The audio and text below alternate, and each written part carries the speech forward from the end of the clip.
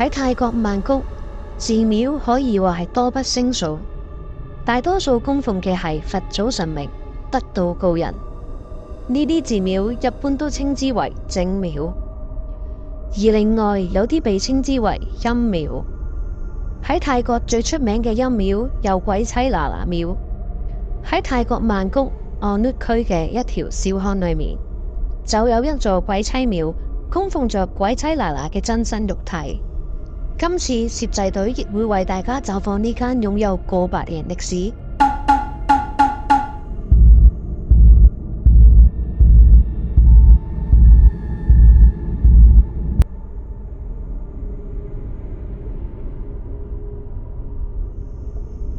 有好多泰國人都深信鬼妻娜娜好靈驗。鬼妻娜娜不單只係當地人嘅祈福求拜指標，當中亦深受海外嘅信眾嚟臨參拜求福許願，祈求健康生活、愛情、金錢，亦都好靈驗。特別係祈求愛情姻緣。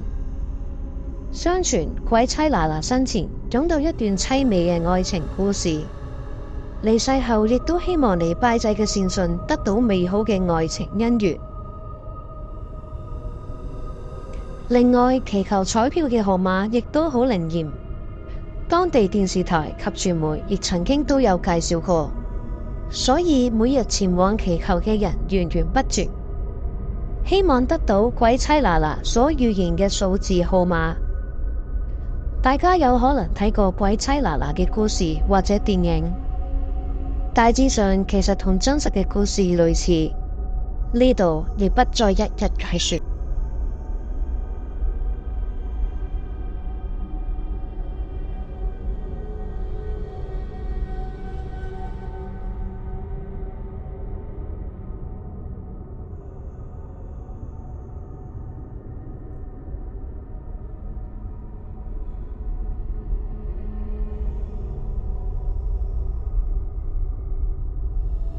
進入鬼妻娜娜廟之前，會有好多攤檔購買祭品，當中會有人買一啲衣服、化妝品供奉鬼妻娜娜。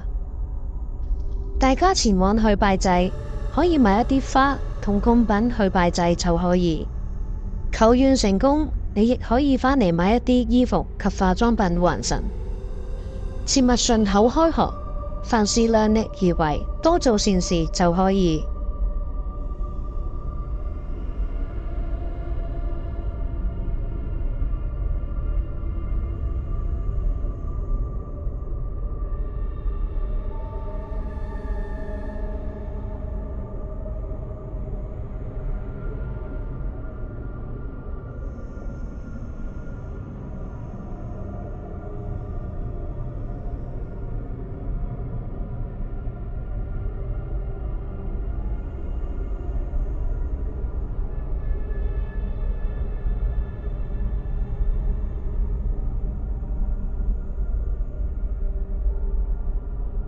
拜祭嘅方法其實好簡單，一束鮮花、2支香就經已可以去拜祭。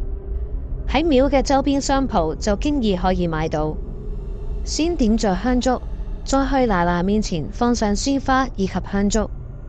之後你亦可以向娜娜誠心許願，若然願望實現，謹記返嚟還神，答謝娜娜。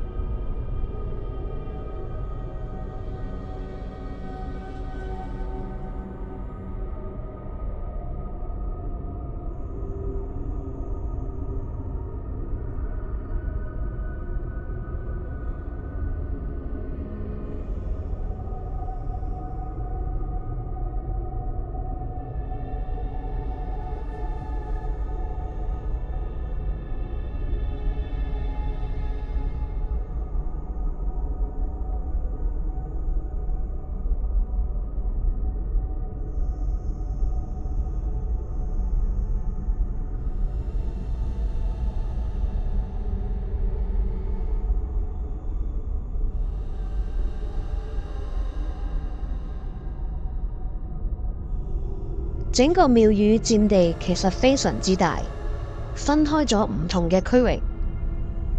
鏡頭所見就係拜祭鬼妻娜娜嘅主殿，亦都係供奉着鬼妻娜娜嘅金身。殿內面積唔算好大，有別於大家平時見到嘅廟宇風格。而殿內亦放置娜娜嘅衣服、化妝品及香水等等，而且旁邊亦有好多小朋友嘅衣服同玩具。因為相傳娜娜過身嘅時候肚裏懷孕着嬰兒，所以善信嚟拜祭嘅時候，亦都會買一啲小朋友嘅衣服同玩具。而殿內亦有印住數字嘅號碼俾善信去抽。相傳有善信用抽返嚟嘅數字買彩票而中獎，到底係真定係假就不得而知。若然大家相信嘅話，不妨可以過嚟誠心跪拜，許下願望。